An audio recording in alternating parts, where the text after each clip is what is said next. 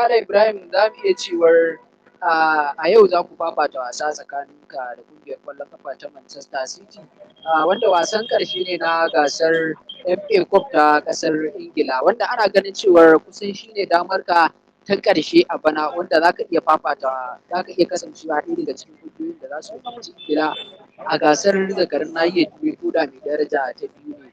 Kai tsaye kafin mu je ga sauran ƙididdiga, me za ka iya cewa sakamakon ga ƙungiyarka tana fama da matsaloli daban-daban.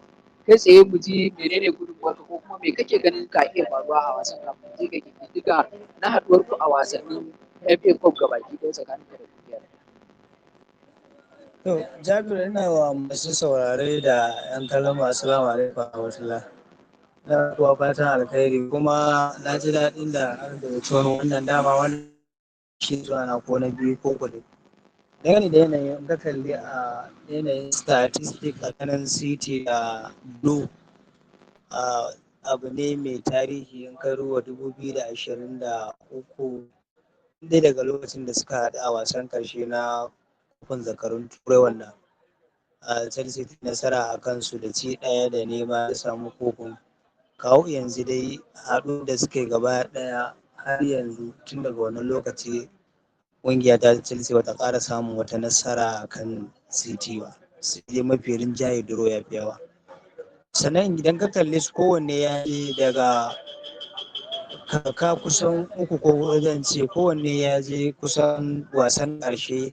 Sannan ka duba yanayin ta City ta je wasan ƙarshe na guda uku wannan Man ta buge ta sau biyu, sannan ina tunanin Palace ma ta ƙara buge. Sannan ka duba ita ma Chelsea ta je wasan irin shi wannan kofin na FA ta je kai wajen sau uku wa ta rashin nasara a hannun Leicester, ta yi rashin nasara a hannun Man U, ta yi rashin nasara na manta dai ɗayan.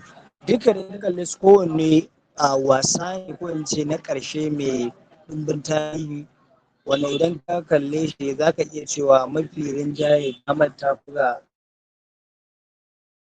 City a zahirance. Sannan kuma idan ka duba ka kalli su ma kansu Chelsea yanayin tafiyar da sun yi tun daga lokacin da ya kasance sun ɗauki FIFA Pro World Cup zuwa yanzu, za ka iya cewa idan sun je wannan mataki kamar za su iya zuwa da wannan kofin a Stamford Bridge daga Wembley. To duka wasa ne wanda in ka kalle shi kowanne zai iya yin sammatsi. Sannan kuma in muka tafi kai tsaye zan yi tsokaci dangane da yanayin Chelsea take kai, za ka iya cewa kamar ba ta yanayi mai kyau, sai dai kuma wannan ba shi ke nuna za ka iya ko za ka iya ba.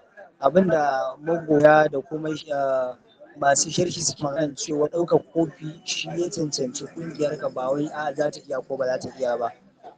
Sannan abu na biyu, yau za a da young coach, sannan za a da professional coach, saboda wasa ne wanda zai ba da mamaki.